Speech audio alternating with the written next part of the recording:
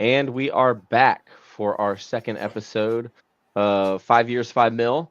Today, we're going to be discussing leadership and what is a leader and how to be a leader and leadership qualities and traits and leaders creating leaders, not followers. But how are you, Ryan? How you doing today, brother? Man, I feel like every day gets better than the last day. I can't complain. That's Every great, day is like man. the best day of my life, man. I love that energy. I love that energy. I love that energy. Let's just jump right in, man. Last week we discussed, I guess it was 2 weeks ago. Um, I finished a song and then I dropped the music video last week, and I've been doing a lot of promoting. So we didn't do this last week. What's up, Vets? Good to see you, brother. What Didn't do up? this last week, but we are back now this week, and we want to discuss leadership and what it takes to be a quality leader, how to lead yourself exceptionally well. It really ties into what we discussed in the first episode about goals and setting goals, having huge goals, how to make smart goals. So we're just going to kind of build off that today. Where do you stand? What's your take? What are you thinking? Well, the first episode we talked about goals. So we set kind of the SMART goals, the basic description of what it means to have a goal and how important it is to be the author, row your own paddle. We talked about, right? Like you're the one Hmm. determining your destination. But the thing is that when you're on that river, there's rapids.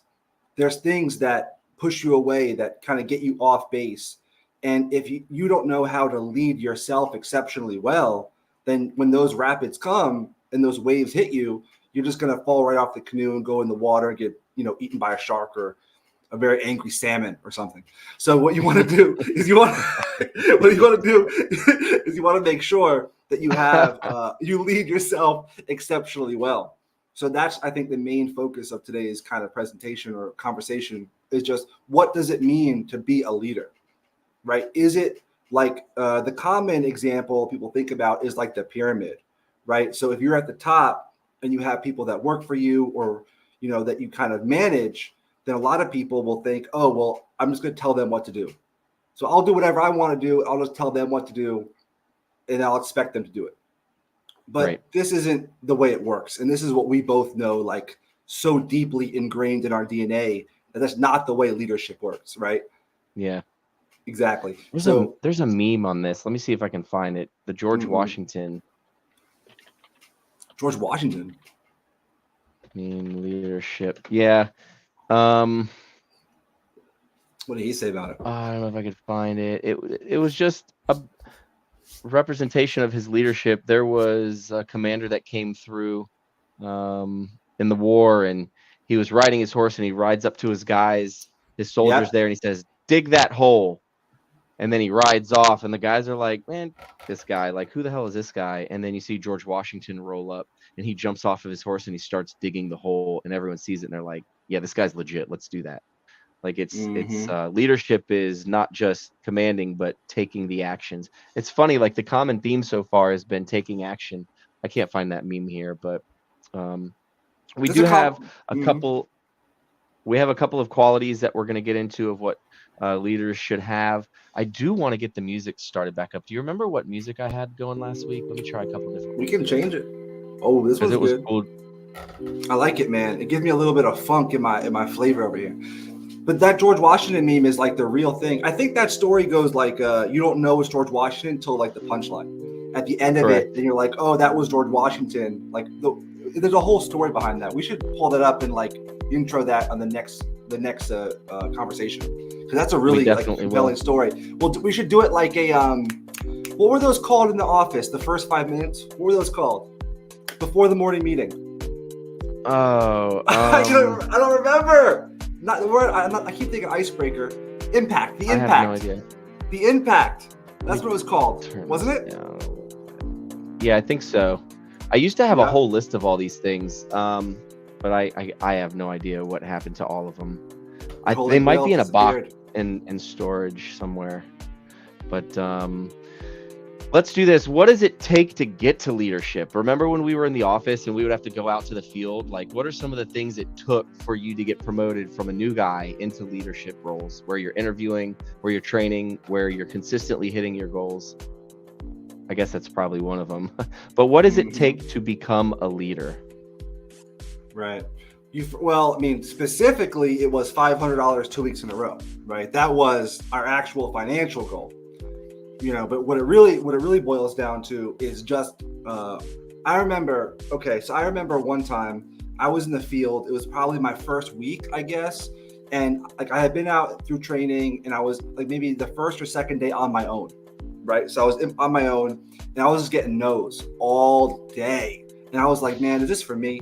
Like, I was seeing like 100 doors, no, Right. no.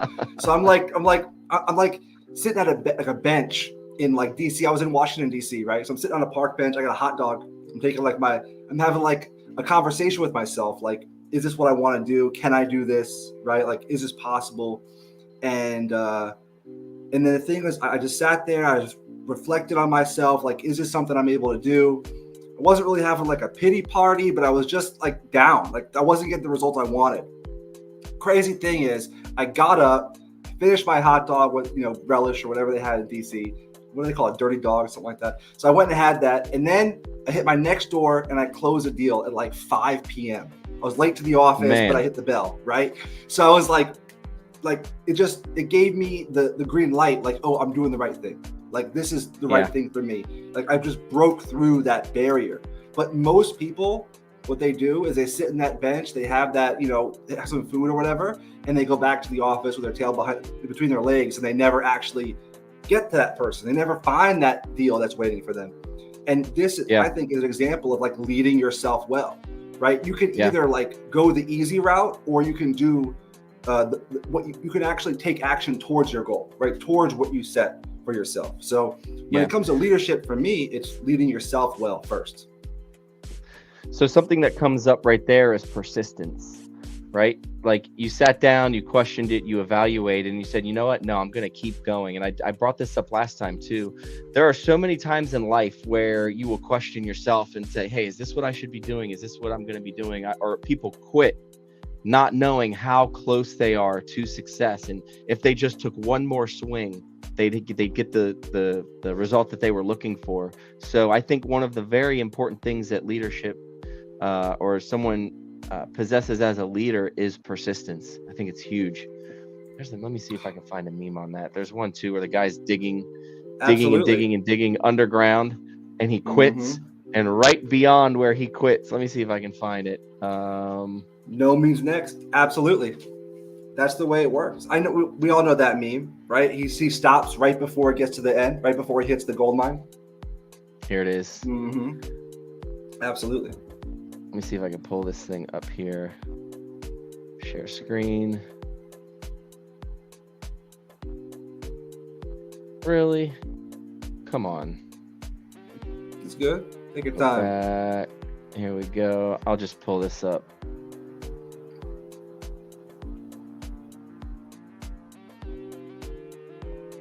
Yep. Never give up. Here. But you can see the guy, he was so close, and he's like, man, this is crazy. What am I still doing? This is absolutely insane. And he quit. There's something about resilience, and all of the leaders that I follow, even to this day, they're resilient. They face obstacles and they overcome them. Again, this all ties into everything that we talked about last week. Success isn't a straight line from point A to point B. You're going to have roadblocks. You're going to have mountains. You're going to have learning experiences. To be able to come in, face those battles, and then push through, that's really what it takes. So if you're down on yourself about something, if there's something that you're watching the stream or you're listening to it at a later time, and you're getting frustrated, just remember, if you want to be your best you have to be persistent. You have to be able to push through the noise to get that final result. You're not going to just be handed the final result. 100%. And it's also, I mean, I don't want to we have like new content this week, but last week it's all about goals. You have big goals, then you don't even feel the negatives, right? The things that are stopping you from hitting your goals. You just they bounce right off you. All the roadblocks, all the obstacles, all the things that are kind of prohibiting you from being where you want to be. One person might say, oh, Where does that person get the energy? Where do they get the motivation? Where do they get the drive? Where do they get all these things? This person's different than me. They're not the same as me. Oh, they were given a silver spoon, a gold spoon in their mouth. Oh, this excuse number 1, 2, 3, blah, blah, blah. No, they have bigger goals than you. That's why they work harder. That's why they go after it. That's why they're aggressive.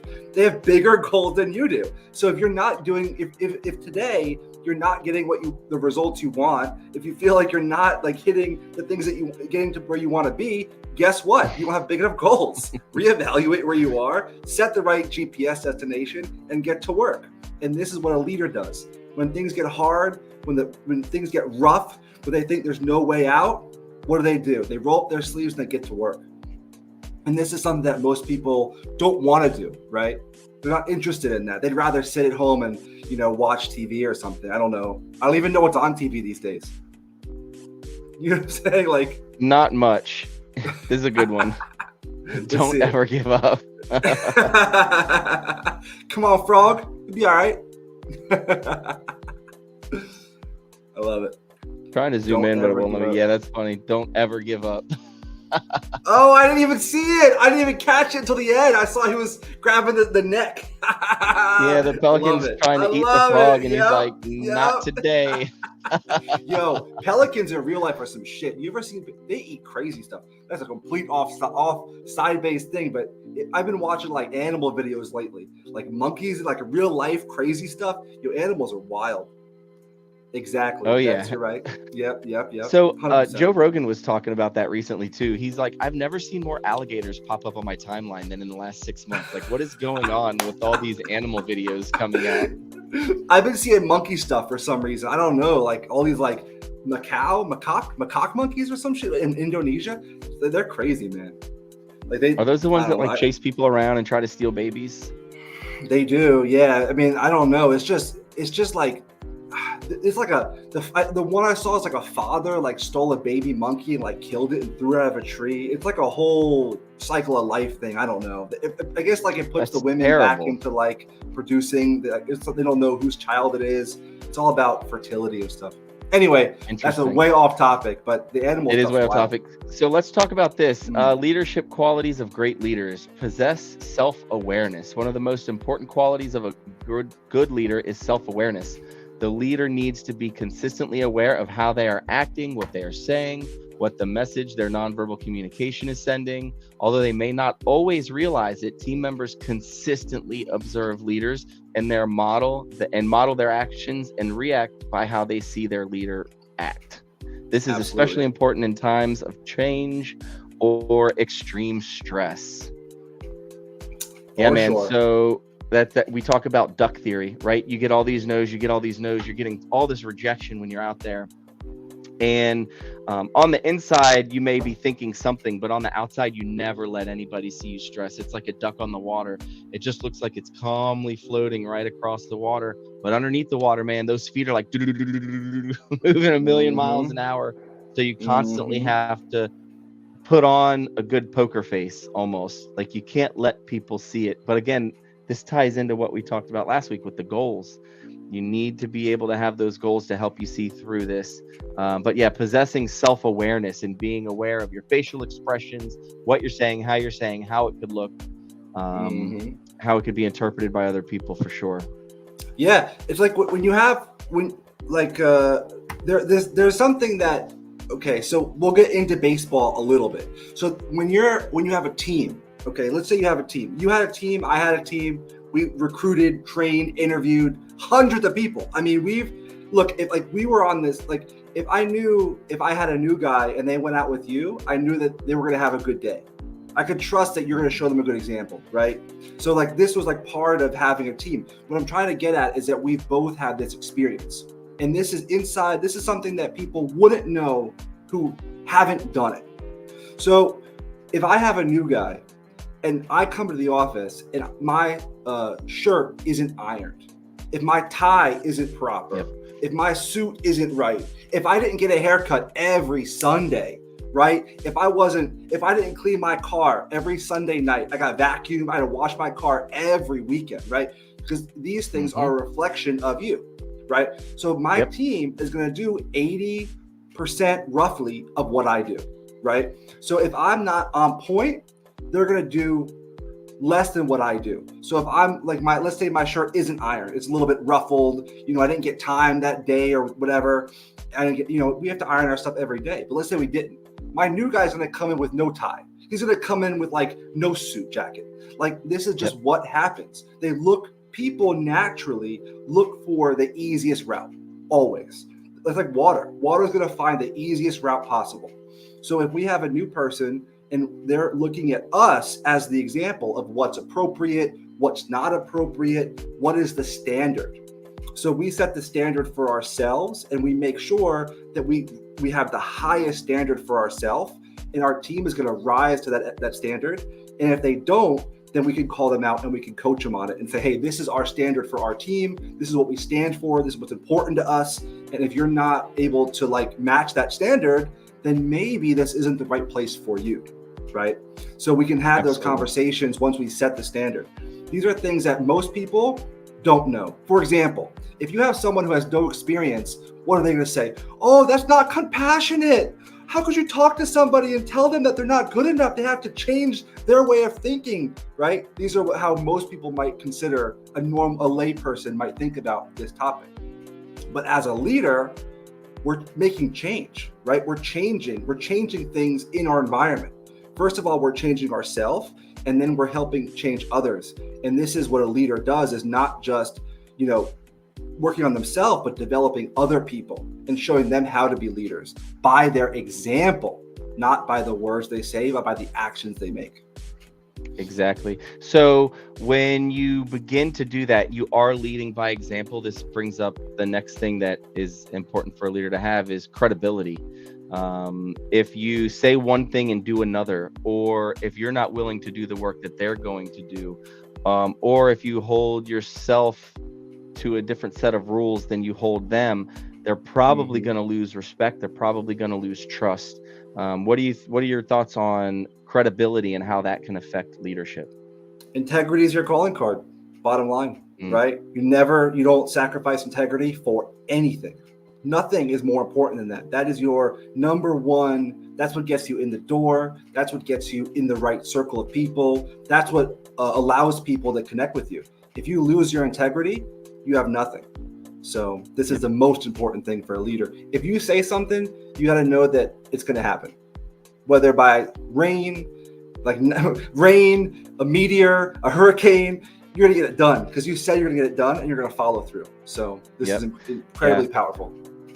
And on top of that too, when somebody sees you follow through and do something, even in the face of adversity, if there's a hurricane or if there's a meteor or if there's a snowstorm that lays down 12 inches of snow and you drive to the office and you are passing all these other cars that are stuck in the road, like these are things that happen. The snowpocalypse, like in the middle of the day, came out of nowhere when we were all out in the field. That was crazy. But yeah, if they see you accomplish your goals, even with facing that adversity, like that's really when you get buy-in. That's really when you start to build momentum with your team, which we're going to have to do a show on, momentum and all of these other things. But, the third, thing I wanted to talk about here was the focus on relationship building. I believe that if you are a leader, you have to have good relationships with your people.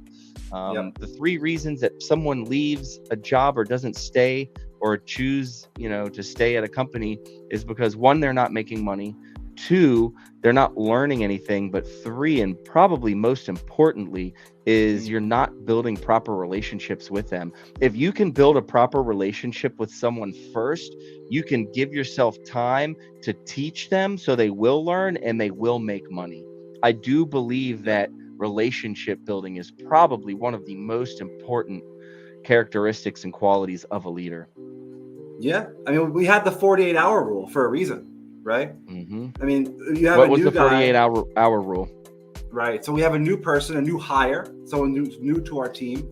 We have to go out for drinks or dinner or just go out and have a conversation with them outside the office within the first 48 hours. So the first day or second day, we go out with them, get to know what their goals are. We figure out, what they want to get out of this position. And we just get to know them on a personal level. What is their life like? I kind of get inside their head a little bit and see, where are they coming at this from? What's their perspective? What are they interested in? What do they want out of it?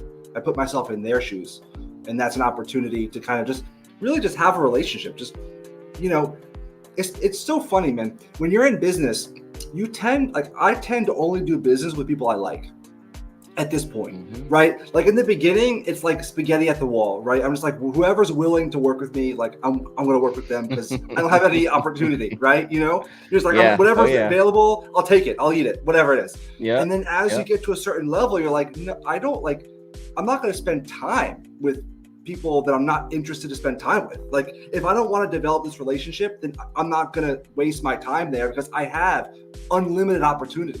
So it's really something that changes as you get to a certain point. So we want those relationships because it allows us to actually build up. And another thing with that is it gives you an opportunity to share your vision. So if you have like people you're working with, then you want to be able to like have an opportunity to share, okay, what is my vision, and to get that buy-in from that person into that vision. And a lot along with this is like the concept of there's a lot of content like crammed into like a few sentences, but it's all about, you know, viewing your employees as partners, or not thinking of people as your employees, right? Like even right now, my staff, they're not my employees. I call them partners. We work together towards a common vision. We have a shared goal. They're bought into our team's vision, our company's goal, and together we walk side by side towards that goal. We have different responsibilities, we have different like KPIs, we have different ways of measuring things, but we're walking hand in hand. So at no point am I telling them what to do, or, you know, I'm not like a powerful father figure. It's like, no, we're partners. We're going to work together to get to where we want to go because we've all decided that we're on the same boat and then we're going to the same destination. Definitely part of the relationship building is spending quality time with these quality people, right? Quality time, quality people. And you talk about being in the field and spending quality time with quality people as far as clients go, but it's also very, very important to spend quality time with your teammates and your partners, like you said. The next thing here, we want to have a bias for action. There's some leaders who talk a good game, but never do anything other than talk. Good leaders are those who talk about what needs to happen and then do something about it, or have a bias for action. Leaders with a bias for action do not freeze in times of uncertainty or when decision needs to be made. They courageously decide and act and hold themselves accountable for their decisions and actions.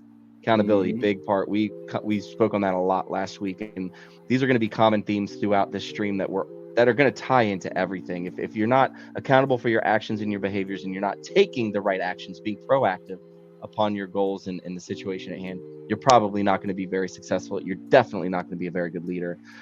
Someone has to take the first step, and these leaders are the ones taking it. Something to build on that. When you have a team, and when you've developed a team of leaders and a problem comes up and you see it and you go and see one of your people already working on it, there's no greater feeling in the world than seeing like little mini yous all over the place attacking to resolve something that needs to happen and get done. That is the greatest feeling ever.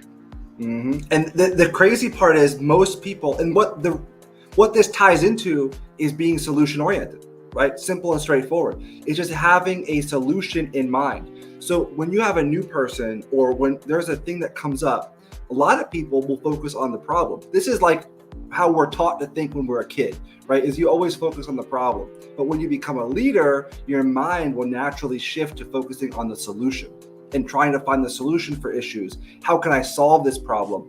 And then when your team automatically jumps on solving the problem, you're like, wow, that person like has developed, has changed, has gone far.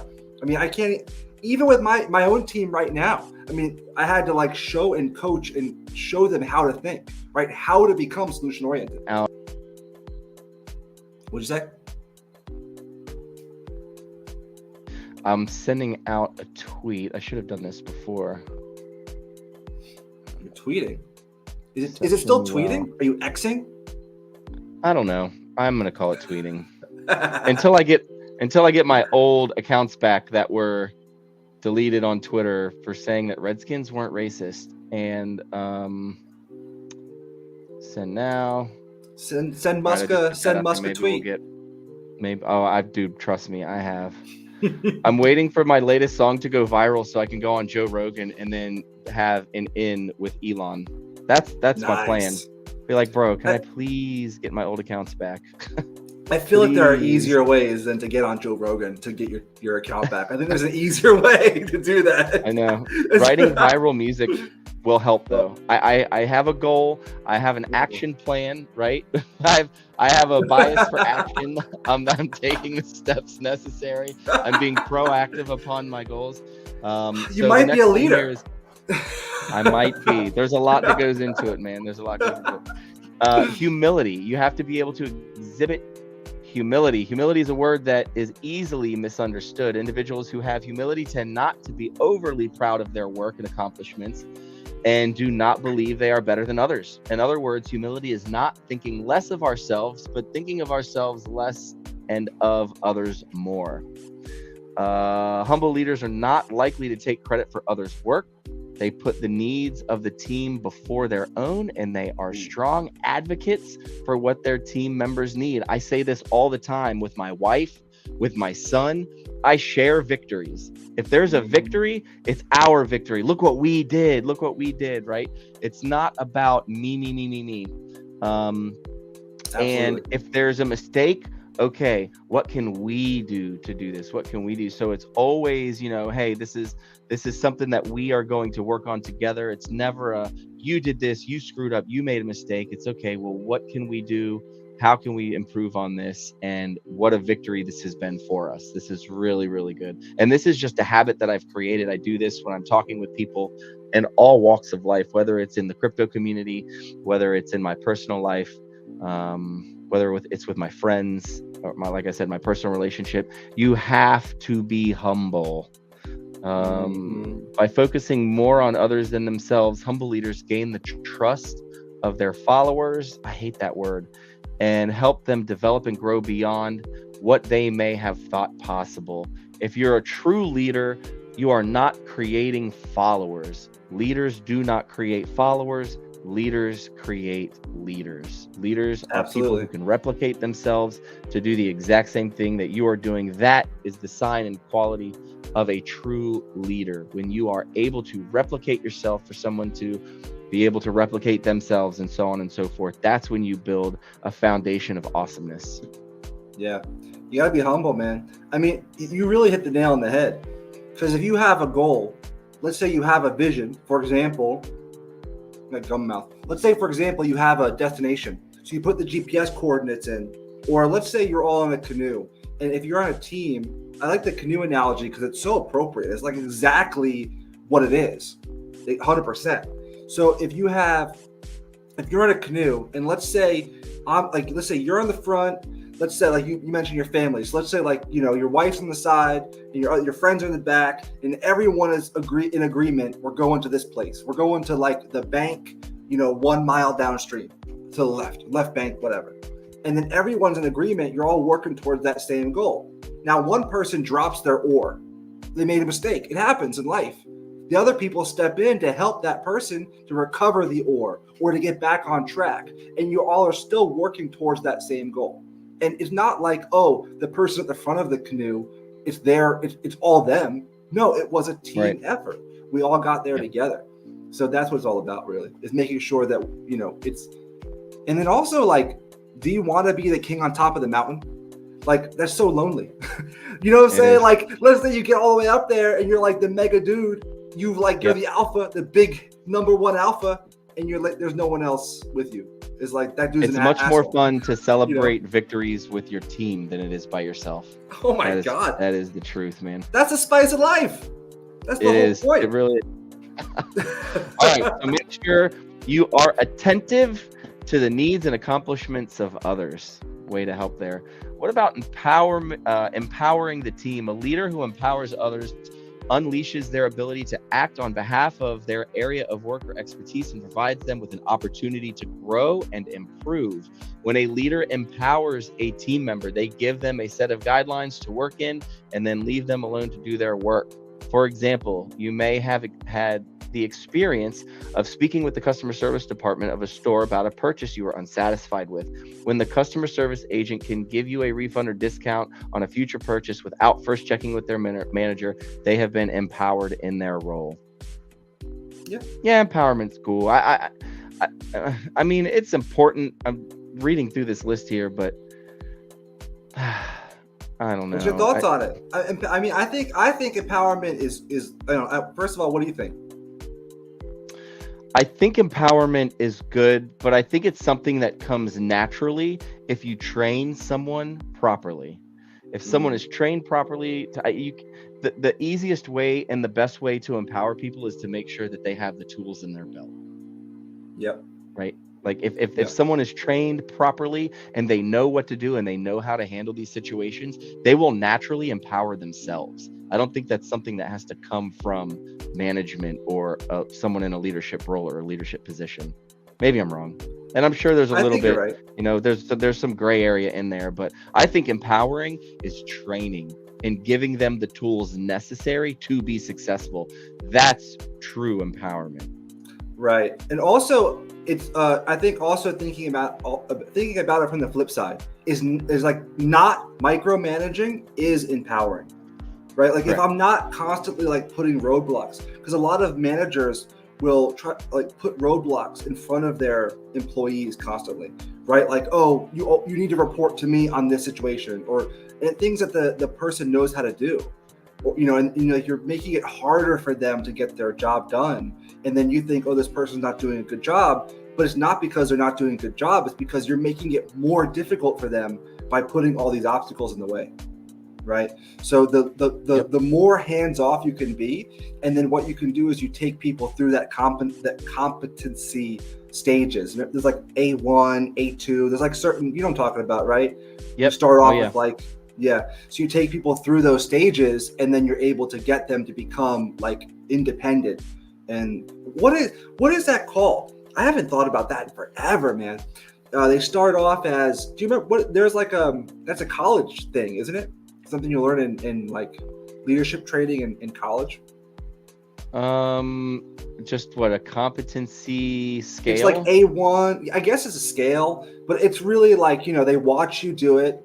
They watch you do it first, and then you watch them do it, and then do you remember? Yeah, you watch them do it, and then they do it. Yeah, and then they do it. There's like, and then eventually the last step is that they do it without your help, right? And then you have to just manage them. It's like how we would develop people in the leadership level. I'm looking through on different a certain things here. skill. I know what you're talking about, but right. So you'd have like, you'd have this. Yeah, I want to look that up. We should talk about that in the next one. So it was like, it was like they would have. Like, for example, training would be one skill, and they would be at this level in training, and then interviewing would be this on this skill, and then it would be like different levels for different skills. So you might be like a A1 on this skill, but you might be like a D2 on this skill. There was like some letter and number association. It wasn't from our work. It was just from like a general. It's like some professors. It's in college textbooks. We should look. I want to look it up. I'm gonna have it ready for our next conversation. I think we should talk about it. Are you taking notes? Powerful. So now there's two things now that we want to discuss in the next stream here. I got one. You're what was the writing first that down? one? I got this first one. one. What's I think was the George Washington. Oh yeah, we'll start with that. Washington Right, cool. Yeah, absolutely. George Washington. Alrighty. And then we'll go over the competency ladder. Yeah, man. That's we could do a whole section on that, because that's a really That's really powerful stuff. How you help people. Absolutely. So, and also, that book, the 5 Irrefutable Laws of Leadership, I think it is. Well, hold on. Yeah, that's a good one. Oh, the 5 levels of leadership. No, it's The Irrefutable Laws, I think, is of different. Leadership by John Maxwell. Yeah, I have that here somewhere.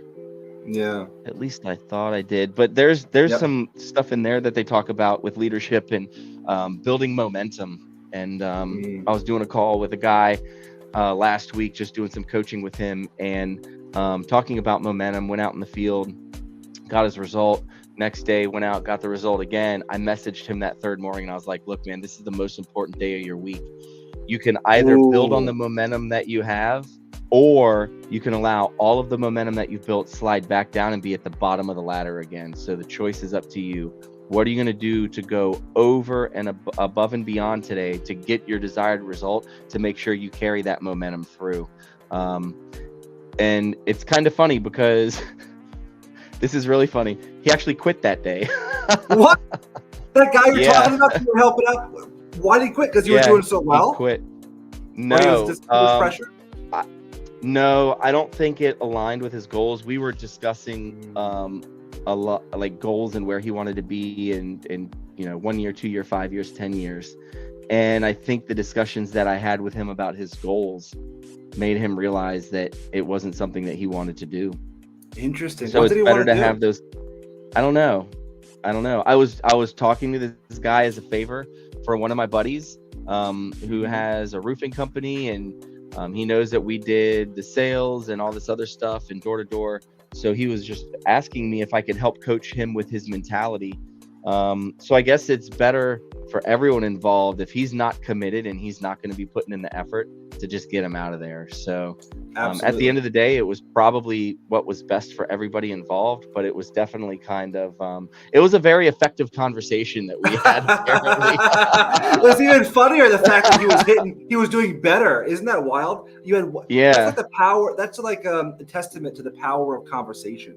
Right, like you have one conversation with this guy that was like an hour, 2 hours. Like it was pretty of a long conversation you had with him. Oh yeah. But then he went out. Day 1 hit his goals. Day 2 hit his goals. Like he did better than he was doing before. What's up, Glenn? Nice to see you. Welcome to Glenn. Screen. I think Glenn was here last time too, man. So thank you, dude. I think you've been here both. Vets in Crypto has been here both times as well. But it's always good to see people tuning in here. Don't have many viewers. I didn't really promote it. We just kind of threw this up on and we just ran with it, which is what we're going to do. You can find these later on Spotify, Apple Music, and everywhere that you see these podcasts streaming. But for those who are just tuning in, Ryan and I worked together. We were roommates for a while. We've been business partners, and we worked together, and we have seen each other grow and in business and in life over the last 12 years. I don't know, man. We met. I think it's been 15 or something crazy. Yeah. 2009, 2010. Yeah, something wild. But it's been a long time. And just to kind of give everyone a little bit of a background, we were both very broke, and we were working for this company where we didn't make a lot of money at all. But we learned a lot. We learned a lot from working at this company. And I'll say to anybody, 2 years of door-to-door sales is a greater education than any university that you'll ever go to. You'll learn how to accept rejection, how to manage your day, how to manage your money, how to manage your time, how to manage your expectations. There are so many things that you learn from door-to-door sales, and specifically in the company that we were involved with. We had really good leadership, and it was just good. It was good stuff, man. We learned a lot. We didn't make much money there, but the knowledge that we attained and we implemented on a daily basis really drove it into our brains. And we have used all of that over the last 10 to 15 years to elevate ourselves to the next level. After I left there, got into the mortgage industry, took everything that I learned from door-to-door sales into the mortgage industry, making phone calls. I wasn't pounding on doors, I was pounding phones at that point. But all of the sales skills that I learned and developed, the ability to take rejection, no means next, keep going, keep moving forward, allowed me to become uber successful in the mortgage industry, which allowed me to dump tons of money into crypto, which allowed me to get to where I am today. So it's kind of crazy how things work out, but I would not be where I was today if I had not taken this job that Ryan and I worked together back in the day. But yeah, he owns companies. He builds and develops teams. He's now working on new projects. Yeah, heck yeah, it's good music. He's working. It's just like the cheesy like music that StreamYard has that you can play in the background. But it feels right. Going. I didn't mean to interrupt you. Yeah. Please continue. No, you're good. So Ryan actively coaches and develops teammates. He builds businesses. He flips businesses, which is crazy to think about. He's in real estate, so he's dabbled into a little bit of everything and experienced massive success across the board. He travels the world, and since he owns his companies and does whatever he does, he can do everything from pretty much anywhere. So he'll spend a month here, a month here. So I'll talk to him. I'll be like, bro, where are you at right now? And he's like, oh, I'm in Bali, or oh, I just left Maui, or oh, we're in South Carolina, or oh, we're in Amsterdam. Or every time I've had a conversation with Ryan over the past 3 or 4 years, it's like, where are you today? And it's like, oh, we're here, we're there, we're in the Netherlands, we're in Germany. Right? So he just travels the world and really lives the life that most people dream of, which is super, super cool. The only reason that I talk about that is because the things that we discuss on this stream and on this podcast are the things that it took for us to get to these levels and to reach these levels of success. We would not be where we are if we did not implement all of these things, learn first, and then implement all of these things into our lives. So it's not coming from a place of fakeness, which will lead us to our next point here: authenticity. I think that's the next one. We didn't just do that. I wanted to hit. Yeah. I wanted to hit on something before we started talking about some. I think you were talking about the book, the Irrefutable Laws book, but you mentioned something. Oh, it was the dude who did something else, got promoted to customer. But I want to talk about So you're talking about the there's something this is like the most common trend that I hear that people deal with is people. Here's what most people's lives are. Most people. Oh, I'm doing so well. Let me enjoy my life. Oh, wait, now I'm not doing well anymore. Let me start working again. Oh, now my life is going so well. Oh, wait, I'm enjoying things. Oh, wait, my life isn't going well anymore. Right? Up, down, up, down, up, down. Everyone is dealing with this kind of up, down all the time, right? And that is not random, right? That is due to your actions. So I want to talk about people taking their foot off the gas, right? And all right, wait. We're gonna get to that. We're gonna get to that. Okay, we're gonna get to that. Go ahead. Let's do this one first, and then the next one, I want you to come back to that because you're leading into what we're getting into. Let's go. And so we are going to stay authentic. So we are not just sitting here preaching this to you guys. This is what we live. This is how we live. This is how we reach the levels that we've been able to get to. Authenticity is acting in a way that represents who we truly are rather than trying to act like someone else. Leaders who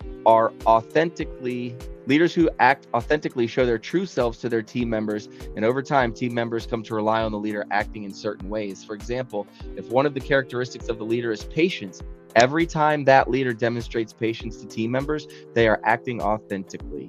The more team members see a leader being patient, the more they will become to expect that no matter what they bring to the leader. The leader will respond with patience. Acting authentically is a great way for leaders to build trust with the team members. So being authentic, not just saying one thing, doing another, not being fake, not barking out orders like, with the George Washington thing, not saying, hey, get that done. Like that's not a true leader. That's not a real leader. We all know that. How would you feel if you were the guy standing there with the shovel and someone comes up and says that? You're not very motivated to work at that point. You're much more motivated to work for someone and to put the effort in for that person, for them to be successful, and yourself. Obviously, you're not working just for other people, you're working for yourself. If you believe that person is real and genuine and authentic and not fake or manufactured, if that makes 100%, sense. 100%. And it's also like, it's funny because it could seem like you've heard like fake it till you make it, right? Yep. Like we've said it before. And people think, oh, how can I be authentic and fake it till you make it? Well, like you're authentic to your goal, right? Yeah. Like, so you're being the authentic version of yourself and you're just not there yet. So you're deciding, here's how I want to be. Does it make sense? Like if you're not being authentic to yourself, that's where the lack of authenticity is obvious to people, right? So if I'm pretending that I'm someone I'm not, everyone picks up on it. It's like, we know that this is not who you are, right? But if you're authentic, then people are like, oh, this is like the guy. Like he's the one who's getting it done and he's telling us and showing us how he's doing it. And if you're always considering how you can help others and how you can learn, then it's going to make a huge impact in your life. Yeah. So authenticity is just doing the right thing. It's not hard, Yep. right? So it's funny you say that. Do you speak and act from the core of who you are, or do you try to act like someone else? Yep. Being true to yourself is the core of authenticity. So, and now we're going to get into what you were just talking about here a moment ago. Present yourself as constant and consistent. Ooh. Good communication is key in a work environment, yet 18% of employers find their manager's biggest weakness is being a bad communicator, according to the predictive index. Leaders whose words and actions are similar every time enable their team to not have to wonder or worry about how the leader is going to respond. Like with authenticity, leaders who speak in a constant and consistent way almost become predictable over time. The team comes to rely on the leader's predictability, which builds trust and reduces stress in the workplace. So presenting yourself consistent and constant. For sure. Simple, straightforward. I mean, we could get into the results and how, because the thing is, what we're talking about are the actions, right? In this case, but those actions directly translate to results. Right. So if you're not consistent in your actions, guess what? Your results aren't consistent. It's not rocket science, right? But most people, what they do is they take a little bit of action, they get a little bit of result, they take the foot off the gas, and then the results stop coming in, and then they put their foot back on the gas. And then they're in this always up, down, brakes, gas, brakes, and they never get to where they want to be. The real beauty is aligning your goals with your actions, but making it so that you love what you do. And that, I think, is the hardest part, because you never take your foot off the gas if you actually love what you do. Right. And there's something to that as well. You are not a good leader if you are on that roller coaster of up and downs. If you're on that roller coaster of up and downs, everyone around you is going to be that, feel that way. The emotion that comes along with that, the ups, the downs, that's draining on people. It's draining on yourself. It's definitely not the quality of a solid leader or leading yourself exceptionally well. You will find more holes in your team when you are on a roller coaster of emotions or up and downs or taking your foot off the gas than anything in any other position. That it's definitely not something you want to do. You have to be consistent. That was one of the things that we preach to our new guys: consistency. Right? If we can teach you the system and you consistently go out and implement what we're teaching you, then you will get the desired result. It's just a matter of time. It's a law of averages. Your LOAs kick in, and then eventually you will get the desired result. You're not going to get it every time, and you're going to find yourself where you make a mistake and you find yourself not implementing the system and you're not being consistent, and you see where you didn't get the result. That's actually where I saw my biggest gains. When I made mistakes and I saw it, that was the biggest lesson, or the teacher for me. It was like, man, I know had I have done that one thing differently, I would have been able to overturn that objection from that guy. And the next time you're faced with that objection, you remember that pain of not getting that sale or not having the success that you previously wanted, and you win. So baptism by fire for sure, man. It's just one of those things. And then like you learn. And then think about also think about how hungry you are, how hungry you were in the beginning. You had nothing. I remember I don't know, you had something, but you didn't have much, right? Like I didn't have much at all. I had my dad, I had to buy a car for my dad. It was crazy. I wasn't in a financially well position. I had hungry. My car getting repoed. Oh yeah. I was in a bad spot, man. Right. So we were both hungry. And so when you're hungry, if you're that hungry, like I was starving. I hadn't eaten in years. I needed a lot of food to fill my stomach. But what most people do is they get enough food to fill their tummy, and then they just, I'm going to kick back on the beach in Kokomo and enjoy my Mai Tai or my pina colada, and that I'm good. I'll coast on that. I'll coast on those victories that happen, for the next X amount of time. If you want to be a real leader, you don't coast. You never coast. Every day, you're as hungry as you were when you had a penny. If you have a million, no matter how much you have. I mean, I'm not at that billionaire level yet, right? So I can't say I won't be as hungry, but I can tell you at the millionaire level, I'm as hungry as I was when I was in that, $10 level. It doesn't, Right. you got to have that hunger to keep going every day. And the best lesson that I've learned for this is just aligning what you love with your activity. So if you could find something that you actually enjoy doing, even if it was free, and if you could figure out a way to make that your work, much easier said than done. That's a whole separate thing, right? But if you could figure out a way to do that, then you are much less likely to take your foot off the gas and to relax. And this is what it means to be a leader, though, because your team, the people around you, are looking to you for what is a symbol of success. What does it mean to be successful in this position which this person is leading me? For example, right, like imagine even like in a husband and wife situation, like if one person is saying this or saying that, and then they're not following through, or they're like being super lazy, they're not doing the dishes, basic stuff around the house. The other person's not happy, right? You're like, these are my responsibilities, these are your responsibilities, and you don't follow through on what you said you're gonna do, then this person starts to hold you accountable. Like, hey, you said you were gonna do this, you didn't do it, what's going on, right? And then so if you can really align what you love to do with your actions and your goal, that, for me, in my opinion, it might be my take, might not be like the general take, but my take is that's the sweet spot. If you can find that balance, but just stay hungry. And if you aren't hungry, you better figure out a way to something. And for me, it's big goals. You have big goals, you're hungry. Yeah. If Like you have big goals, it allows you to be consistent with your short-term goals, which we discussed last time here. Definitely want to give a shout out to Warrants, one of the awesome dudes here that I've met in the Hex community. Lives overseas, lives over in Europe, and we communicate often. I send him my music before it's released most of the time, and he's just always been very supportive. So I definitely want to give a shout out to this guy here. Really good dude from the Hex community. I know you're not really much in crypto, and most of the people who we get coming in here are from the community that I've developed relationships with over the last few years. But really good people, man. All said and done, Warrant's a good guy.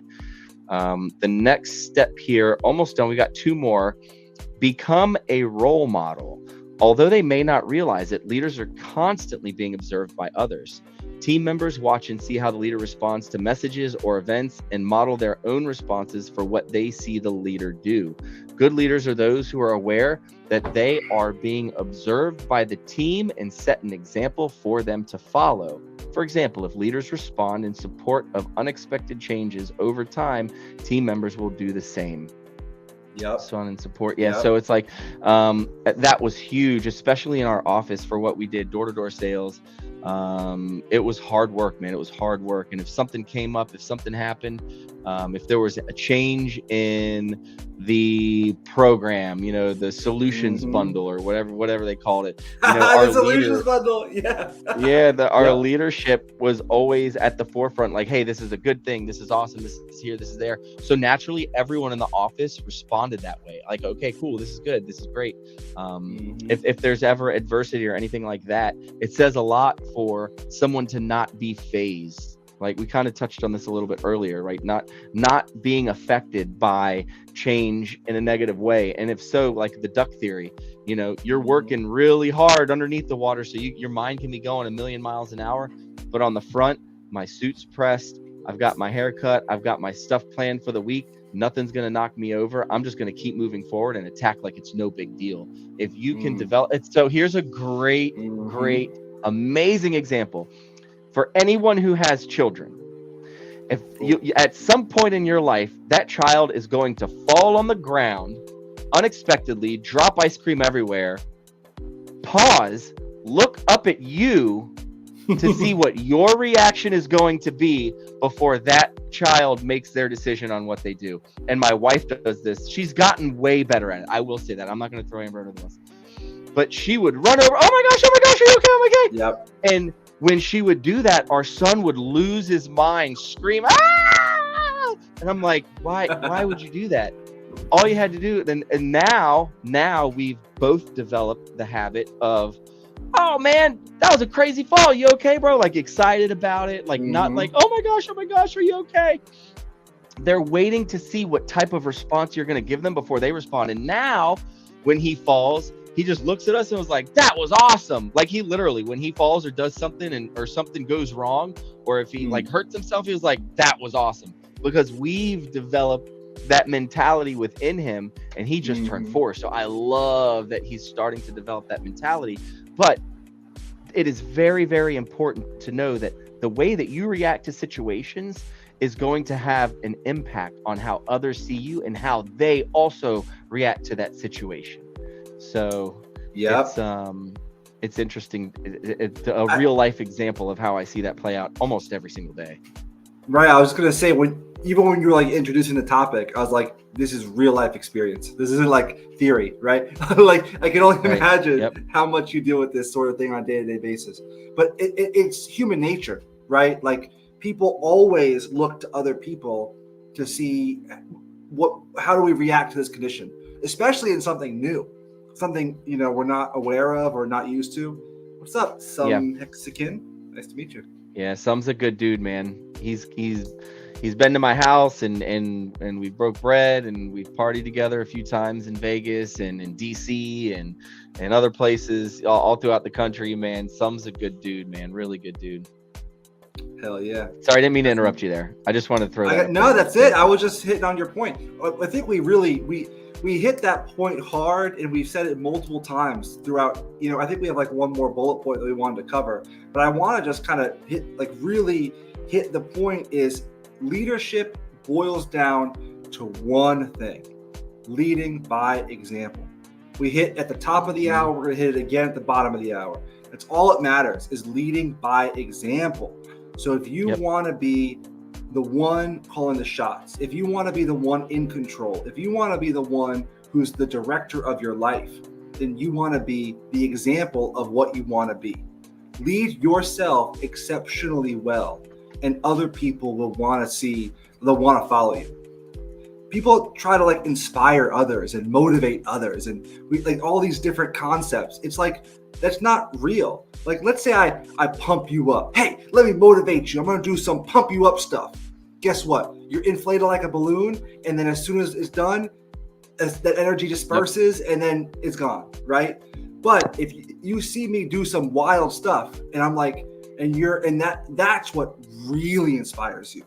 If you're saying, hey, I want to do this thing, and you go out there and you see me doing it time and time and time again, with a system, replicatable, boom, boom, boom. You're like, holy crap, if I can even do 10% of what he's doing, I can do it too, right? Yeah. And this is how it works. Absolutely. So it's just, if you are the expert, you are the example, that other people are going to see that, and that's what really is effective.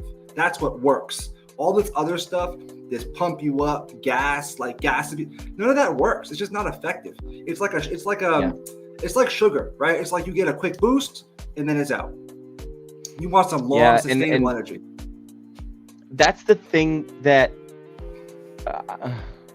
I'll go ahead and say it. That's the beef that we have with a lot of these people who are on YouTube and Instagram and TikTok. These influencers, they go out there and they'll give you a shot of sugar in your arm and say, oh, this is boom, boom, boom, and get you excited for a day. But they're not teaching you a system to be able to replicate that over and over and over and over again. So they'll blow you up with a bunch of hot air, get you all pumped up and you're really big. But, the first thing, if you don't have the systems implemented into your daily life and in your subconscious, like if you don't work on these things over and over and over and over consistently, you're just going to deflate, and then you're not getting the result that you need. And then you end up in that roller coaster of ups and downs and ups and downs and ups and downs. So developing systems will certainly help you keep that even Steven keel. Don't ride the highs, don't ride the lows, be consistent in your actions, which brings us to our last point here. Be fully present. This one can be tough for leaders since they are often pulled in many directions at the same time. Being present for team members means that the leader is fully focused, active listening. We could do an entire show on active listening and being focused on what team members are saying, you're the best what they're doing, and the work itself. Leaders who are not present are those who appear distracted by others' things and do not give team members their full attention. When leaders are present, they demonstrate their value of team members. That's huge. They demonstrate their value. So if someone comes to you in a leadership role and you're just kind of like willy-nilly on your phone, not paying attention, doing 50 things at once, how do you think that person is going to feel? They're not going to feel valued at all. So this is really big. There's nothing more valuable that leaders can give their team members than their time, which can be done by being fully present. So I say this all the time. Time is God's currency. We don't know how much of it we have, and we don't know where it's going, but it's valuable. It's the most valuable thing that we have in this life. Time is more valuable than money. So if you can invest your time into people, then they will appreciate that more than money, for sure. 1,000%. But yeah, you have to be present. Dude, I love that. Time is God's currency. That's awesome. It's so true, man. Like, you don't know, if we're all a candle, you don't know how long that candle is, right? You don't know when it's going to burn out. And so, and also, the power of a conversation, just spending, sometimes you have a new guy, you just go out, you don't even talk about work. You just spend time together. And then they end up performing exceptionally well because they just feel like you believe in them. Like you actually understand. And the one thing I wrote down while you were talking about that is we used to have a phrase, dollar signs in your eyes, right? Yeah. Right. So if you're talking that to plays someone, into not being, where is it? Authentic. For sure. Sorry, I didn't mean to cut you off. No, you're good. You're good. But it also goes into like the last thing you just said, right? Like, so for example, like we have the dollar signs in your eyes, then you're not really there with that person. You know what I'm saying? Like in a sales position as well. So if I'm thinking about just closing a deal, then that customer is going to feel that vibe. They're going to be like, oh, well, this person doesn't really care about me. They just want to like sign me up. They want me to buy. But if I'm like authentic with them, like you said, or if I'm just genuine with my time and spending that with them, then they're going to feel that and they're going to say, this person really cares about me. Like they really care about me as a human. I'm a human first, and then everything else is after. And you recognize that human aspect first, dude, people will go to the end of the world to help the vision of that you guys agree on, that you guys work together for. They'll do anything. They'll move a mountain to make sure that you hit your goals and we hit our goals together. So don't take that lightly.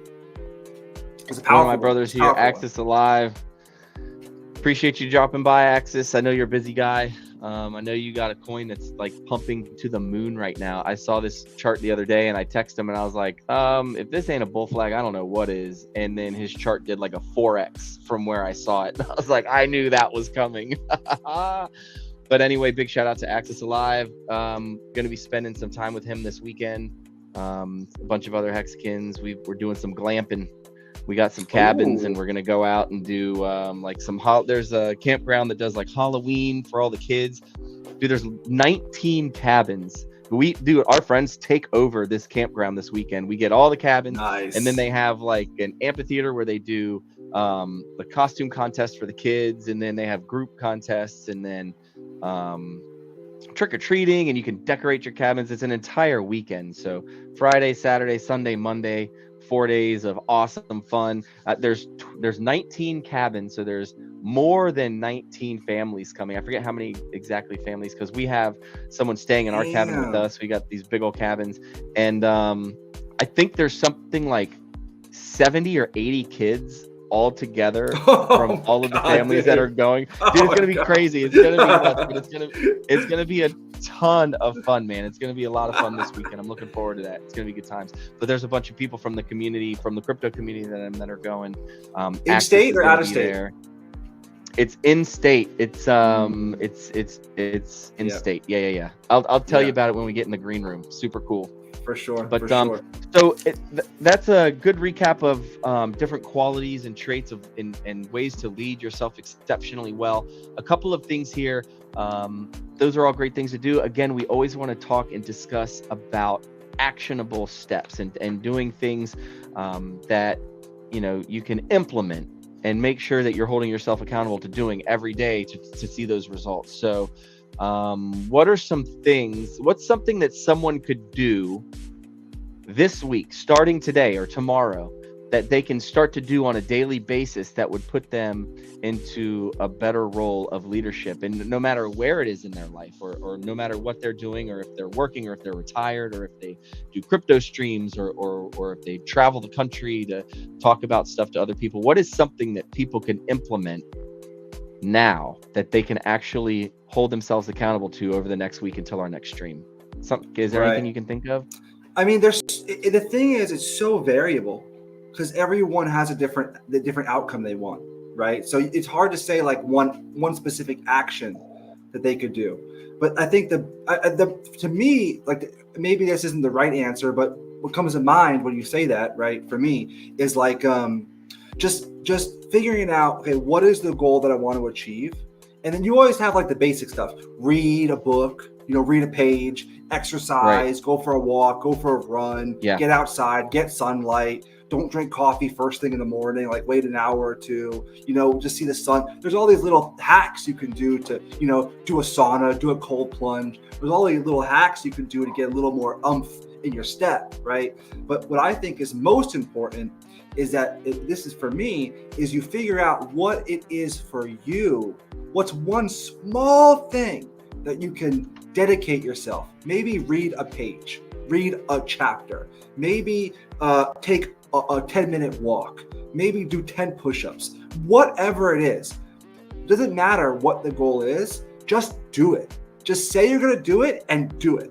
Don't make a high goal. Don't say it's something that's crazy, but just do something that you can do. And what happens is, as you do anything, if you get the skill of setting something and then taking an action towards it. That's what really matters. Is so you have, okay, I'm going to do, for example, let's say, I haven't read in a while. I'm going to read Rich Dad, Poor Dad, or I'm going to read How to Win Friends and Influence People, or I'm going to read The 7 Habits of Highly Effective People, right? And I'm just going to read 5 pages. I'm too busy. I got a wife, I got kids, I got blah, blah, blah, blah. I'm just going to commit to reading 5 pages a day, even listening to an audiobook, 15 minutes a day, right? Whatever it might be on my drive to the office or whatever. And then the key is just make sure you do it. This is the key, because then you develop the muscle of doing something. How many people say, I think what you're getting at is spending time, right? Like wasting time and not actually investing your time.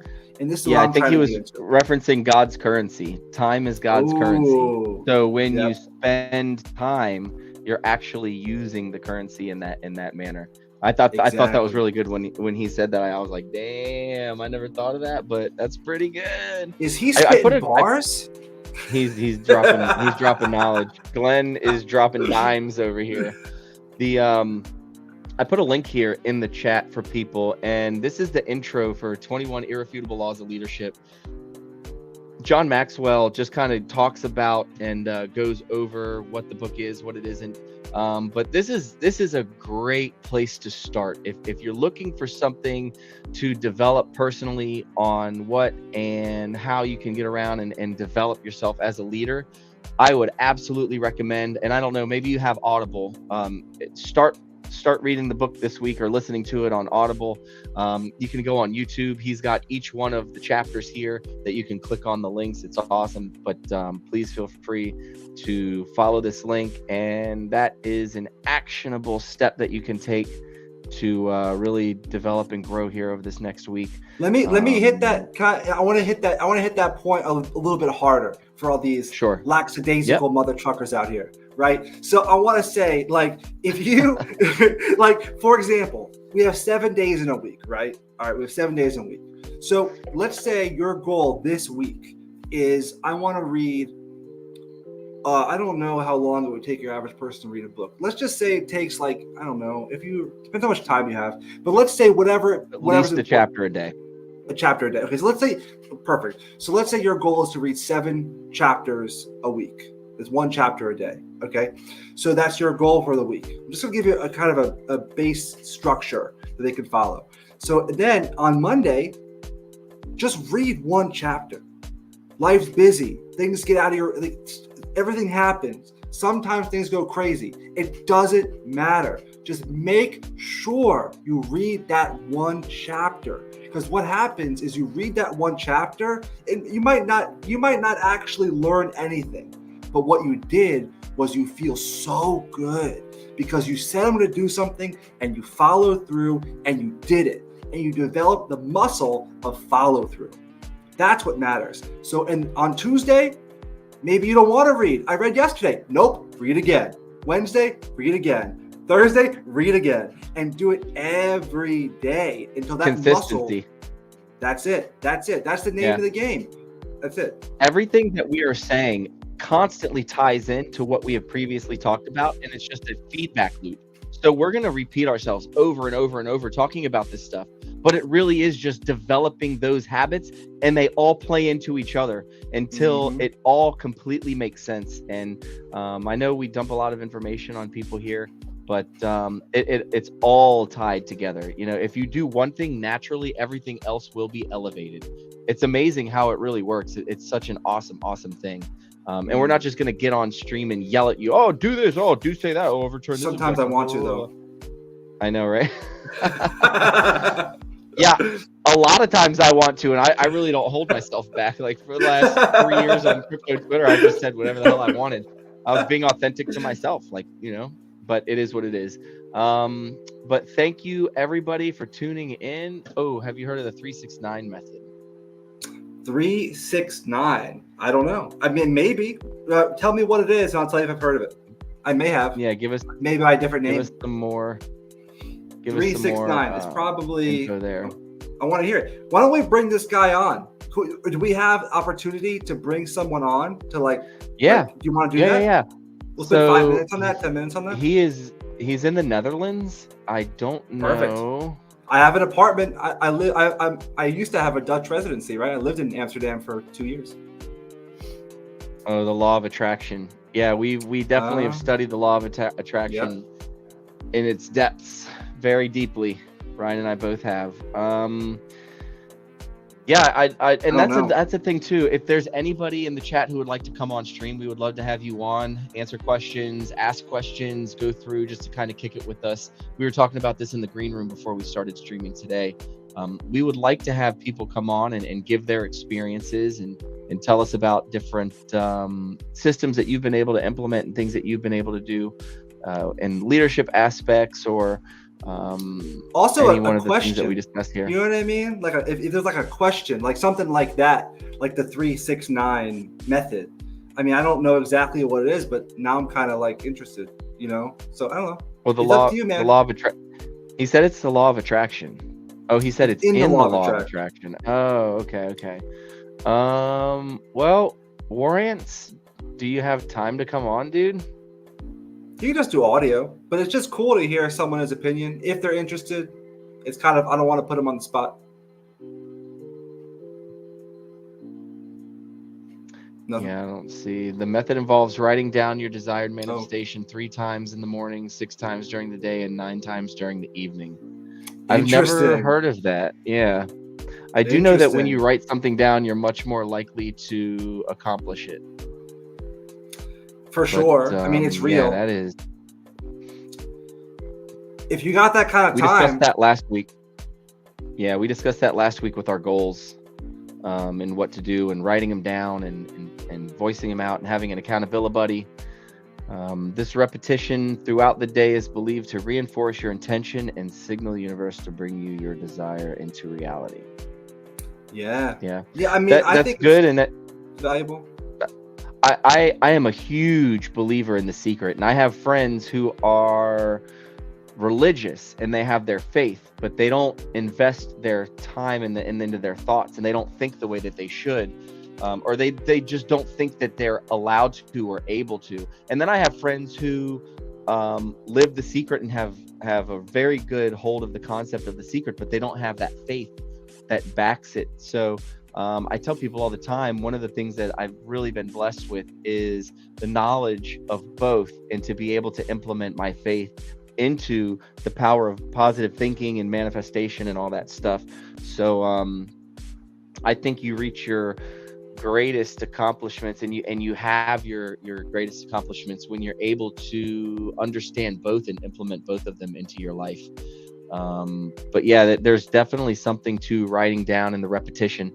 We talked about this though last week as well. You can talk about things and you can think about them all that you want, but without action, you're probably not going to reach your goals and get the desired results. So it is good to write them down. Certainly, we discussed having a vision board last week as part of our goals, Yep. and developing all that stuff. But without proper action, without direct, what's the word I'm looking for? Just doing something. Yeah, without the right work, you're probably not going to manifest what it is that you need to. It's great to be able to think things into existence. I did at Maddie's first PEX conference back in 2000. I did a talk on investing in your thoughts and how important it is to invest into your thoughts. Everything is created twice. First, as an idea. The earphones that I'm wearing were first created in somebody's mind. The camera that I'm looking into was first created in someone's mind. The home that I'm living in was first created in somebody's mind. And then the action that they took brought it into reality. So it is very, very, very important to think about your goals and to act on those. But the action is just as important as the thought and the practice 100%. of putting it out there into the world. Yeah, of course. It says 369 is thought of by Tesla. Do we know any geniuses that preach Tesla or 369? Yeah. Interesting. When you the only problem I don't know. It's hard to say. I'm not a believer in The Secret. I also am not like a huge, like you for sure, Fred. You're way more into The Secret. Like you really preach it. Like you've always, but that's been you from the day I met you. Like you've always been into it, right? So that's like one of your things you love it. So, but one thing I really did take away from The Secret, which I really like the concept, whether it's, who knows if these concepts are true or not. What I know is that they are effective, like they work most of the time. Mm-hmm. So it doesn't, I don't know if it's like universally true or universally false. I mean, who knows? But they work. And the one thing that really works for me, or the one thing that stood out for me that I remember from The Secret, is that everyone's like an antenna, and that emotion is the gravity that pulls the thing to you. So what I'll do a lot is an exercise where, like, if there's something I want to manifest or something that I'm trying to like create in my life, is I'll just sit down with that idea and be grateful that it's come to me already, right? And I'll feel those feelings of gratitude as I'm having and living that experience of that thing. And for whatever reason, I feel like that beacon just pulls it right to me, right? So that's something that, the problem with when you get into this sort of conversation about The Secret, you get into this like esoteric realm of like, you get into this kind of fantasy hour, right? It's hard to like really talk about these things with like a concrete, do you know what I'm saying? Like, for example, like The Secret comes up, like, then you got to think about, okay, like, for example, War Ants mentioned like Tesla, and you get into these kind of like, unproven theories, right? Like there's like Tesla had this like Tesla coil, and you could provide electricity to the whole town with this Tesla coil, okay, well then if that's true, then like what about electricity in the air? Like how were you not electrified, like electrocuted, right? There's all these questions about this technology, which is real or not real. It's like not a real thing. It's not physical. You can't touch it. You can't actually implement it in your life. It's hard to say. So I like to keep things on more kind of, quote unquote real stuff. Yeah. Not to say that The Secret or the law of attraction isn't real. I will attest to anyone that it 100% is. And when I learned it and I started applying it into my life, it's when I started seeing the gains and like we talked about this last week, like where with the position that we're both in now, it's just next level. Like it's things that people dream of. And, this is what I was trying to manifest then. And it was a long road, a long windy road that took me to all over the place, different places, up, down, ride that roller coaster. But yeah, I can say pretty certainly that I 100% believe in it. I've implemented it. People have called me crazy. My own family called me crazy when I first discovered it and started reading it and working about it. Right. And I just implemented these very simple things into my life, and it really just elevated me to the next level. It's crazy because it's like it works, but when you talk about it, some people just turn off, right? They're like, that's nonsense. And so that's why it's hard to like appeal to a lot of people. But no, it does work. That's the crazy thing. Freddie taught me faith. I came to new learning of myself. Wow. And started exploring more than I could imagine. Thank you, Freddie. Hey, dude, no problem, man. If I can teach, or if I can show, or if I can bring someone to God and help them establish their faith in Him, dude, that's a win. Right? I'm now, it's funny, now I'm trying to do that on a massive level with this track that I have, and trying to get it to go big. Still atheist, and I guess I didn't really do my job. I got a joke. I got a joke. I got a joke about atheists. Okay, that was way too loud. But can let's hear it. No, let's hear it. When I was 6 or 7, I went. It's not that funny, but I went into a graveyard, and it was like it was during Halloween, and there was like a fake graveyard set up for like the Halloween event, and there was a tombstone. And on the tombstone, it said, "Here lies an atheist, all dressed up and nowhere to go." Oh, savage! That's savage.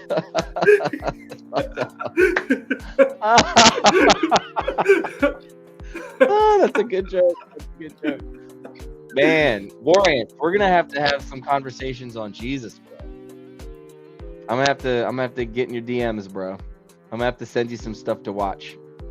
It's gotten to the point now where scientists have come out and said it's scientifically impossible for there not to have been someone to create. Everything that we're going through just didn't happen. Like, there's a greater probability, if you want to talk about proven warrants, there's a greater probability that there was an ultimate creator who did create all of this, and it didn't just happen by circumstance or a big bang. So it's okay. Something else. Okay, if you think so, that's your belief, and we can have that discussion. This really, I don't think, is the time or the place for the discussion, but I will stand firm in my faith that Jesus is God. He came down, the Son of God, and there's scripture actually that ties the Father, the Son, and the Holy Spirit all together as one. Which, if you don't want to believe that, that's cool, man. That's on you. But I will stand here until the day that I die and profess that is the truth, the way, and the light. But now we are getting a little bit off topic. So hey man, pontificate. We can, yeah. Hey, we're getting there. Great stream, man. It's a lot of fun. It's only our second stream, but it seems like it goes by very quickly, and we want to keep them to about an hour. We're a little bit over an hour and 25 minutes here. But if you haven't yet, hit the like and hit the subscribe buttons. We will continue to bring you content once a week. And have we decided what we want to talk about next week? We haven't. The only thing I have here, I think we should hit on, we're going to start with the George Washington story. So that we're going to hit with that. And then I want to go over those the different ways of like teaching and training people and how to replicate yourself. I don't know if it's really if it's next in the queue, but I want to make sure that we hit that at some point during these conversations.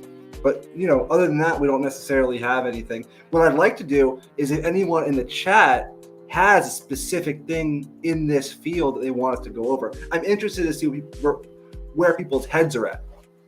Yeah. If anyone's like, man, I want to hear about this topic or that topic, or, something with sales, leadership, mentoring, coaching. Yeah, I wonder if Glenn is still here in the chat. Glenn has been here both weeks, and he's contributed, and I think some Hexican's been here both weeks too. If you've been here, if there's something that you want to hear, if there's something that you want to learn about, drop it to us. We definitely have the experience. We can make it happen. And shoot me a message or tweet me. Where can we find you, Ryan? You're on Twitter, yes? I'm on Twitter. I'm on Instagram, Facebook, all that good stuff. I'll drop my let me see. Where can I put? I'll put my socials somewhere. Let me see. I tagged you in the post that I put up on Twitter at Ryan Garrido. Yeah. Hold on. I'll put my Facebook. That's no one uses Facebook anymore. I'm gonna show them like an old guy. Hold on. Yeah, you Put that. I don't use Facebook anymore either, but I've been trying to push this song over on Facebook in different groups. So I've been on Facebook the last 4 or 5 days here, maybe a week or so, and I quickly remembered why I got off of Facebook, and there's a lot of stupid people in this world, man. And within minutes of me being on, I just had the gates of stupidity opened up to me. So I'm on Facebook. I really don't get on there much or do anything. I'm doing my course, the high ticket course. So that's gonna you want to talk about that? Let's promote it. We can promote it, but it's not launched for like 2 months, and it's a really high ticket item. I mean, if there's some ballers here and they're interested, yeah, bro, for sure. You're talking to a community of people that are in crypto, dude. There's some ballers in here. I guarantee there's millionaires in the chat right now. Man, we should talk about it's funny because we both started in crypto. Like we both like came up in crypto, but in 2 very different ways of utilizing it. It's very interesting. You know, I don't want to get into that topic right now, but it's interesting that we haven't even spoken about crypto. So I'm sure we'll get into that at some point, but maybe these guys hear crypto all the time. They don't want to hear that anymore. But the crypto stuff is interesting because I started in arbitrage, and then I started doing, my main business is right. I forgot about that. Right. So that was one of my main purposes for traveling so often was I was opening up bank accounts around the world doing crypto trading, right? Doing arbitrage amongst different countries. So that was like, one of my big major focuses originally. I was living in Korea at the time, and then a friend of mine had a course on how to do an online e-commerce business, doing high ticket drop shipping. So I bought his course at the time, and I created my own high ticket site. And then this is what I do now: is I do high ticket drop shipping. So I'm creating a course and teaching people how to do high ticket drop shipping, and that's going to be coming out here in the next 2 months or so. So I've been working on it about a month and a half now. I'm almost done. And then, so that's one thing that I'm doing is launching that course. And then I'll also be taking on new sales reps to do outbound calls, cold calls for selling it. So I'll be doing the course itself. And then I'm teaching what I really want to get into. The high ticket stuff is like, so, it's like second nature. I've been doing it for like 5 years at this point. So I really have it kind of dialed down to a science. And then the sales stuff is like, really fun as well. So I can bring in all these people, show them how to do outbound cold calling. And this is like one of the reasons why I think, why I'm so motivated to start putting out this content and start teaching people and start helping people to become like leaders and helping people to start growing, because, we're going to be following this content up with like, ways for them to get ahead. Some people may be invested in crypto but they don't have like a business per se. They hit gold, they have a system that works for them, but they're not actually like in business, like running a business, right? So this high ticket dropshipping course is teaching people how to run a high ticket dropshipping business that works no matter where you live in the world. I mean, we've done like, I think $3 million in revenue pretty much year over year for the last few years. And that's just one site. We have multiple sites. So yeah, man. Warrants is a neg bomb. He's over here just like talking about all this stuff. No. Out. That's normal, man. That's normal for Dutch people. The thing is, in Netherlands, it's so cold. And like Europe uses diesel fuel, so like your senses get all weird. But anyway, Europe is so cold, dude, that Dutch people, they're so straight faced, like because they don't have any energy to smile. Like I lived in Netherlands for so long that I start to understand Dutch people now. They're all like that, man. I remember, here's an example. Whether you think you are or think you aren't, you're being a neg bomb. Perception is reality, and I am perceiving you shitting all over this chat right now, Warriors. Perception is reality, bro. Whether you want to acknowledge it or not, perception is reality. I don't want to stick up for this guy anymore. But the one thing I want to say is He's a good dude. I think so. The one thing I want to say is, okay, so Netherlands is obviously like, Amsterdam, Netherlands, but then you also have Netherlands Antilles, which is like the Caribbean, the Dutch Caribbean. So it's like Aruba, Bonaire, Curacao. It's like right above right above Venezuela. Mm-hmm. So when you're a Dutch resident, or even Americans, I lived in Aruba for like 6 months, and I was able to live down there. So it's super sunny, super fun, super beautiful. It's like really, really high level, beautiful stuff. And then I went back to Netherlands after being in Aruba for 6 months, and I check into my hotel. And this is just an example of the Dutch mindset. The first thing the lady says to me is, "Why are you so happy?" The person checking me into the hotel, right? It's just like, that's part of the culture in Netherlands. Okay, then they all must be losers and very unsuccessful people, because if you're going to just constantly focus on, hear me out, if you're going to constantly focus on roadblocks, Warrant should go back and listen to our stream from last week. If you constantly focus on roadblocks and problems, you will never be successful and you will never find the solution. So, sir, and I shut down to that shit, dude. I can't be around people like that. I don't associate with people like that.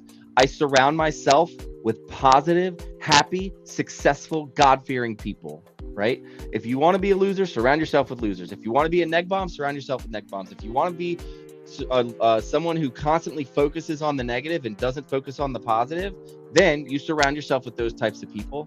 I can't be around those types of people. They drain my fucking energy, dude. I just can't do it. So if I love this first. Dude.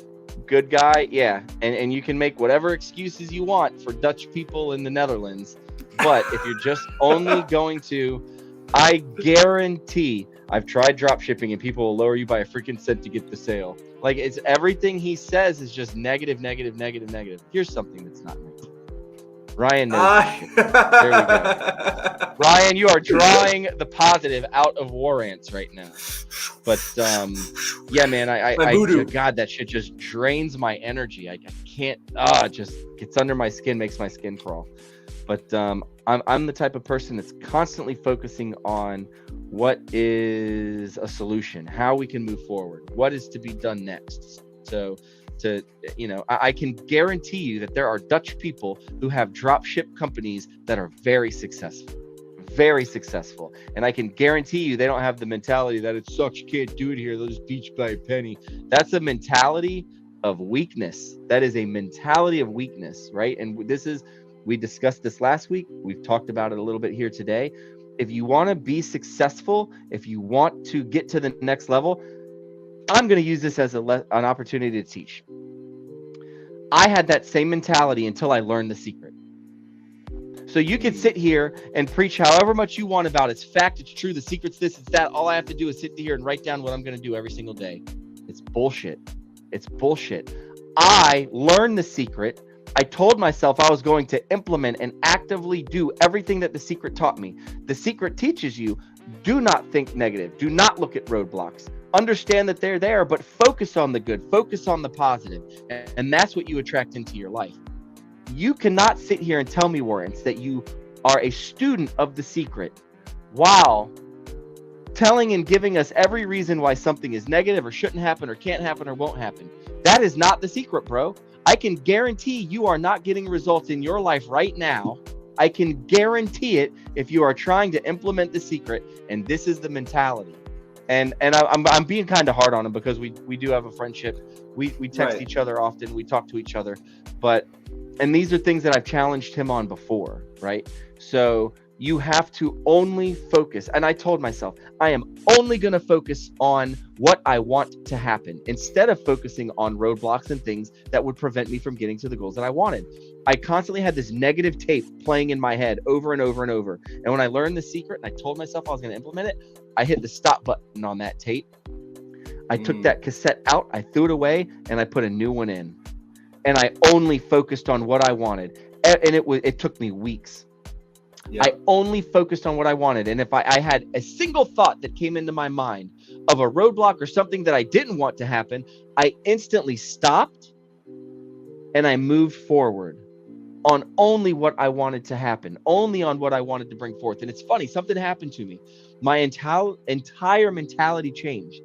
My entire perspective on life changed. I then started to get the results that I wanted because I changed my thoughts. Instead of wasting my time thinking about what I didn't want to happen, I only put time and energy into solutions and how I was going to make it happen. Everything else was a complete waste of my time. Everything else was a complete waste of my time. And it wasn't until I stopped and I eliminated that type of thinking that I actually started seeing results and getting to the next level. And here I am 14 years later of being a master student of The Secret. So I don't know. And I don't see how you, one more thing here. It says, Freddie, I am positive. I stake millions of hex. Okay. That, you know about my ass broke gone story. I climbed back broski. Like, it's not about that, dude. Like, the positive light you can't preach The Secret and be an atheist. You can't, bro. You cannot. They go hand in hand. Faith with asking. What are the 3 steps to The Secret? Ask, believe, receive. Believe. So you can ask, you can write down all you want, bro. You can write down 369, 3 times in the morning, 6 times in the day, and 9 times at night. If you don't believe, if you don't have faith, you cannot even get to the 3rd level of receiving. Ask, believe, receive. So being an atheist, like, I don't know. I'm going to step off this platform. Preach it, brother. Preach it. I could go on for hours about this, right? So like, and this is what I was discussing earlier. I have friends who try to practice The Secret and they don't get the same results. And I have friends who practice their faith and don't get the same results. I believe that they work best together. I believe that if you have your faith, The Secret is the roadmap that shows you how to get to what it is that you want and what you need and all of this other stuff. So I want to hit on a few points. Can I hit on before we wrap up? Yeah, absolutely. I want to like, I just want to hit like the actual answer to his question. Like, you're hitting him with the thing about the one of the real values of the way that you like coach people, Fred, is that like you leave people no option but to accept that they're full of shit. like you hit them with like, yo, I know. this. The person's like, damn, like, man, it's the problem really is me. Holy shit, it's not all these other things that I thought it was. Like, you hit them with a boom, boom, boom, boom, and people are like, all right, fine. You beat him into submission with the facts. You know what I mean? Like, it resonates. But the thing, I also want to hit him with the answer to the question, his actual question. So, oh no, Juarez, you got him flared up, man. You brought something up for him. And I never said that you had to follow one church. I just said you had to follow one person. Y'all take this off later. Y'all have a call later on and deal with this. I want to answer his question, then we can wrap up because we'll go on for like 5 hours here with this guy forever. So the point I want to make is just to answer his original question, which sparked this whole thing, is that people will always try to undercut you by a penny. But what you do is you have a better offer. So you give a free gift along with the product. So if somebody wants to buy something, there's a lot of companies selling the same product. What you do is you have a better offer than the other companies who are selling that similar product. So they don't undercut you. Because what happens is they try to undercut you by a penny, you undercut them, boom, boom, boom, boom. It's a race to the bottom. This is the wrong mentality. This is the opposite direction of what we want to go in. What we want to do is we want to offer high value and more value than other people. So for example, this is a high ticket course and a high ticket product. So somebody, what's a good sauna? Sauna's perfect. It's like, this is that part of the world where they use saunas a lot. So if somebody buys a sauna, instead of trying to be the cheapest sauna, it's going to be the most value offer. So maybe if the sauna comes with the thermometer, it comes with the bucket, it comes with, all the things, all the accoutrement, all the accessories that you need. And this is what allows people to choose you over other vendors who are selling similar products. That's just, I just wanted to demonstrate my understanding of the topic, so you have some real knowledge that might help you moving forward. Fred, obviously you hit the mentality part. I just want to hit him with some actual answer to the question, so he knows a little bit more than he had. But it takes courage to even like put himself out there. So, applaud to you, man. Of course. Yeah. For sure. And that's my buddy, man. Like we talk often, and it's not like I'm just picking on him or calling him out right now, but with that, great stream, and we will see you guys next week. Peace out. Peace. Pleasure.